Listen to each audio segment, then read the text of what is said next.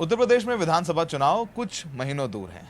प्रियंका गांधी लगातार पसीना बहा रही हैं। अखिलेश यादव की रथ यात्रा चल रही है। जयंत चौधरी भी लगातार लोगों के बीच में हैं, चाहे वो लखीमपुर हो, चाहे वो किसानों की महापंचायतें हों।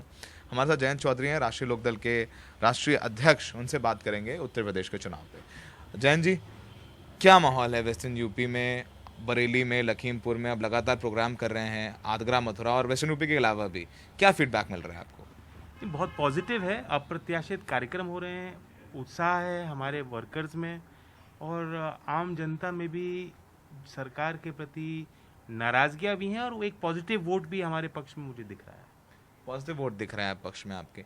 सर, इलेक्शन से पहले बीजेपी, जाहिर सी बात, उन्होंने अभी अब इलेक्शन कैंपेन शुरू किया है, पीएम रैली कर रहे हैं, माहौल बन रहा है। उत्तर प्रदेश, कहते हैं कि उत्तर प्रदेश चाबी है लोकसभा चुनाव की। 2024 में लोकसभा चुनाव है, उसको लेकर के आपको लगता है कि किसान आंदोलन का पूरे यूपी में इम्पैक्ट है? क्योंकि एक बहुत बड़ी वजह है जिस तरीके से महापंचायतों में आपकी भीड़ होती है, और no doubt the kind of जितना आप लोगों की रैली में भीड़ आ रही है, खासकर आपकी, वो लगता है कि परिवर्तन हो सकता है, लेकिन क्या वो वोट में कन्वर्ट होगा? देश भर के किसानों में इस बात को लेकर रोष है, सिर्फ यूपी का किसान ही नहीं। और नाराजगी ये है कि सरकार में हमारी वक्त नहीं, हमारी पूछ नहीं बची। दिल्ली में किसान आ नहीं सकते। बार बार आंदोलन हुए, लोगों ने आने की कोशिश की। पहले आंदोलन होते थे वो प्रभावी होते थे, सरकार सुन लेती थी, मान लेती। 10 मांग है उनमें से 2-4 बात हो जाती थी। अब तो दिल्ली में नहीं आ सकते किसान। तो ये एक सेंस है, एक एहसास सभी को है कि दिल्ली में, पार्लियामेंट में, लोकसभा में जो हमारी वकालत होनी चाहिए, जो हमारे वकील थे, आज वो इतने मजबूत नहीं है। बहुत मजबूत नहीं। तो एक किसान राजनीति को लेके एक भावना है। इसलिए मैं समझता हूँ कि सिर्फ यूपी नहीं, पूरे देश का किसान जो किसानी से जुड़ा हुआ है और जो संकट, आर्थिक संकट का वो सामना कर रहा है, वो भी एक कारण है कि वो देख रहा है कि उसको नुकसान हुआ। ठीक है सर, आप आते हैं पॉलिटिक्स पे।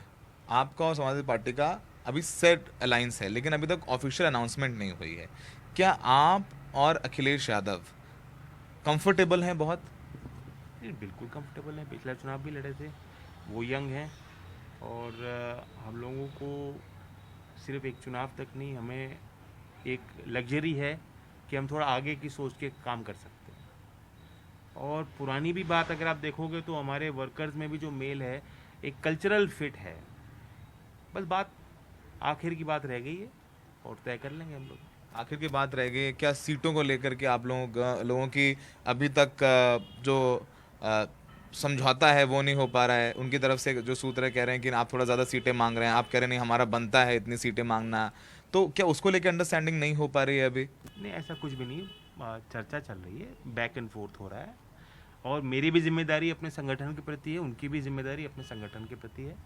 लेकिन अल्टीमेटली उनको और मुझे ही लार्जर पिक्चर को देख के काम करना है। उनको और आपको। सर, हमने देखा है कि अभी प्रियंका गांधी ने अखिलेश यादव जी से जब उनकी मुलाकात हुई तो बोला कि मैं अखिलेश जी आपका धन्यवाद करती हूँ, आपने कांग्रेस पार्टी के कायरों को अपनी पार्टी ज्वाइन करवा ली। जब ऐसी बातें आती हैं और कहीं ना कहीं बात हो लग रहा है लोगों को कि हो सकता है कांग्रेस सभा का अलायंस हो जाए, क्या अभी कोई गुंजाइश है कि राष्ट्रीय लोकदल कांग्रेस के साथ में एक अंडरस्टैंडिंग हो जाए, समझौता हो जाए? क्या राष्ट्रीय लोकदल में जयंत चौधरी या प्रियंका गांधी का अलायंस हो सकता है अभी चुनाव में? क्या गुंजाइश है उसकी? हमें ये पहचानना है कि हमारी लड़ाई टक्कर किसके साथ है। और एक उसको हम नज़रअंदाज नहीं कर सकते कि बीजेपी के पास एक इलेक्शन लड़ने की मशीनरी भी है, सत्ता में भी हैं, संसाधन भी हैं। और इसलिए हर एक सीट पर बहुत सोच समझ कर हमें फैसला लेना पड़ेगा। कांग्रेस की अगर आप देखेंगे तो कांग्रेस पे ग्राउंड पे, ग्रास रूट्स पे उत्तर प्रदेश में वो स्थिति नहीं है और इसलिए वो कंट्रीब्यूट नहीं कर पाएंगे। तो जब अलायंस होता है तब आप देखना, आपको कहीं ना कहीं कैलकुलेशन तो करना ही पड़ता है। और इसलिए उसी आधार पे हमने पहले से ही कह दिया था, अखिलेश जी ने पहले कह दिया था, मैंने भी ये कहा कि संभावना कांग्रेस के साथ चलने की हमारी नहीं है। कांग्रेस चलने के नहीं, छोटे दल तमाम आपके साथ, जैसे महान दल से गठबंधन हुआ अखिलेश का, वो भी राजभर की पार्टी से हो गया है। आपको लगता है कि इस आपके अलायंस में चंद्रशेखर जैसे लोगों की जगह है जो कि दलितों की राजनीति करते हैं, ज़मीन पर दिखाई देते हैं, और वेस्टर्न यूपी में दलितों का अच्छा खासा वोट है? नहीं, एक सामाजिक आंदोलन में उनकी भागीदारी थी। राजनीतिक क्षेत्र में अभी तक उनकी भूमिका साफ नहीं है। तो ये शायद पहला ही चुनाव होगा जो इस तरह से वो उतरेंगे, और हमारी उनसे कोई बातचीत नहीं चल रही है। चंद्रशेखर से बातचीत नहीं चल रही है अभी आप लोगों को। सर इस चुनाव में मायावती को आप कितना बड़ा फैक्टर मानते हैं? मायावती जी फॉर्मिडेबल है, मुख्यमंत्री रह चुकी हैं, उनको और उनका अपनी पकड़ है, कैडर भी है उनका।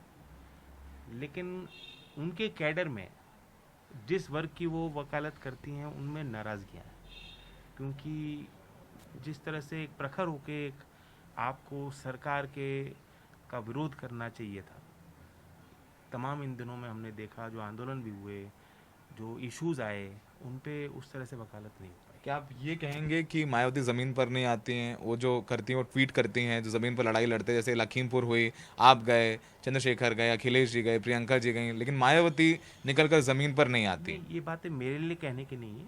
मैं आपको वो बता रहा हूँ कि जो उनका जो वर्कर है, जो यंग आदमी है, जो सोच रहा है, वो जो चाहता है कि अग्रेसिव पॉलिटिक्स होनी चाहिए, या तो आप साथ में हैं या आप विरोध में हैं, लाइन क्लियर होनी चाहिए।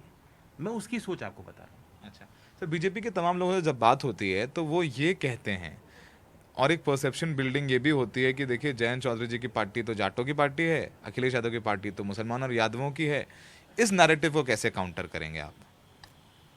ये तो लेबल है, लेबल लगा लो, हटा लो, बीजेपी के लिए कन्वीनियंट है।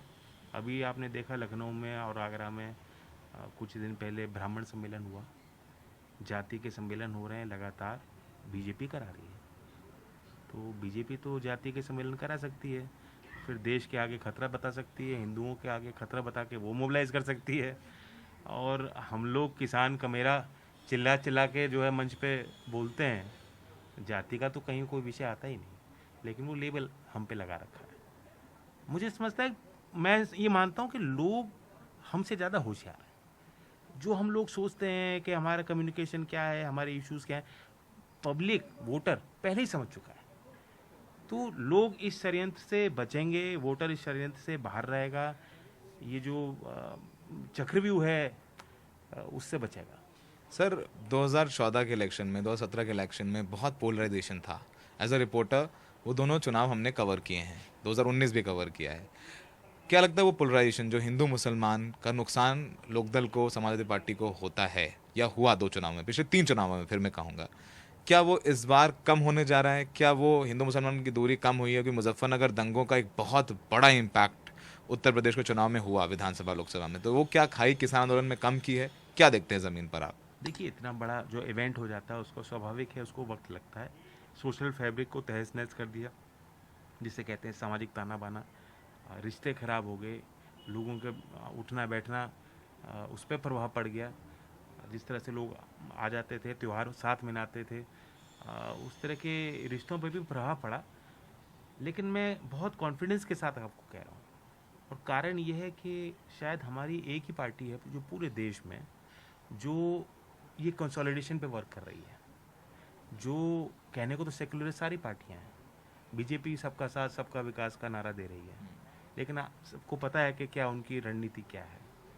लेकिन एक ही पार्टी राष्ट्रीय लोकदल है जो भाईचारा का नारा लेके खुल के पॉलिटिकल मंच से, हम आयोजन ही उस नाम से कर रहे हैं, भाईचारा जिंदाबाद।